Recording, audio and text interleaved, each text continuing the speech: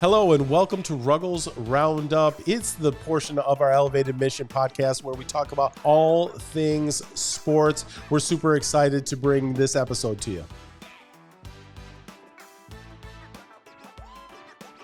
So the New York Giants do not put a franchise tag on Saquon Barkley. We're looking at an end of an era, it looks like. And can we expect a McCaffrey level impact wherever he goes?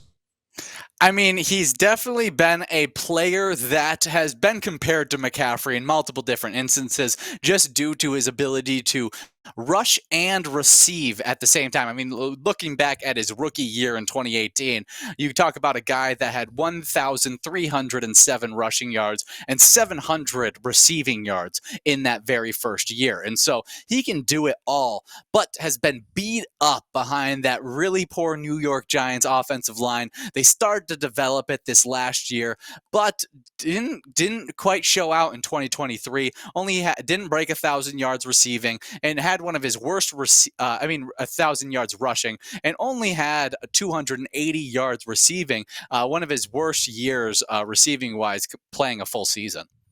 Well, in the other part of that, like you mentioned, they got beat up. The other comparison to Christian McCaffrey has been the injuries. Of course, McCaffrey, since he has been in the Bay Area, hasn't been plagued with the injuries that he had early in his career over at Carolina Panthers. So if he could get into the right system, use the right way with the right kind of protection, could he get those legs back, not be so injury prone, get the opportunities? He's going to need a good quarterback as well to be able to deliver the ball, some wide receivers out on the edge that maybe can take the focus off of him so much. And if he could get into that kind of situation and stay healthy, I'd love to see what Saquon can do.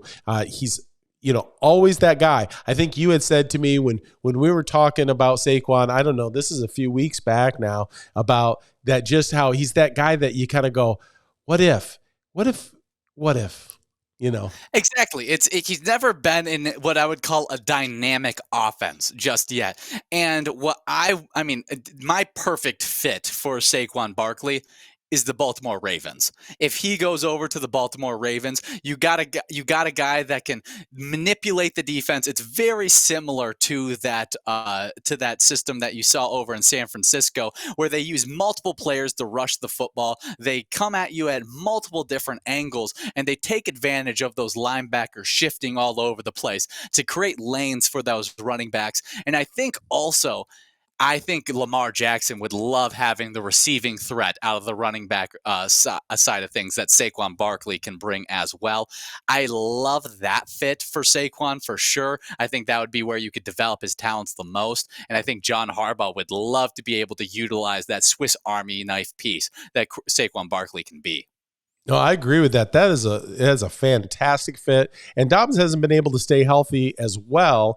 And so, maybe he's a good fit for them moving forward here in 2024. We'll see if that could come to fruition. Just throwing out ideas. Really, at this point, I haven't heard any rumored landing spots for him other than just people, kind of going, oh, this would be great if he was here or there. So I like that pick. I think that would be a really nice fit for him. Another spot I would love to see him at, and they got to get that quarterback position figured out, but in the Minnesota Vikings. In that backfield with the Vikings, with all those receiving threats, if he's got Kirk Cousins, even if he's got Russell Wilson that we talked about in a podcast a few weeks ago, a few days ago maybe, that it would be nice to see a running back like Saquon in the backfield with them and give him another receiving threat. I don't mind seeing him in a Vikings purple. I guess both teams we've talked about have purple in the uniforms. Oh, absolutely. And then you can also go to, Eagles, as I think Swift is a free agent this year. I think you get an even more dynamic version of what DeAndre Swift brought to that Eagles team, and you can come and bring him in there behind one of the best offensive lines in the NFL. He would look good. I think you can also go and take a look at the Raiders as well, as Josh Jacobs is a free agent, and they may be looking for a more dynamic piece there, especially while you still got Devontae Adams. I talked about his fit in an earlier podcast about his fit with Russell Wilson. If you do sign Russell Wilson to the Raiders, I think Saquon Barkley would be a really nice fit there as well, as then he adds another receiving threat, not just Devontae Adams. You also then have DeAndre Swift to be that, running back number 2, 3 option in the receiving game.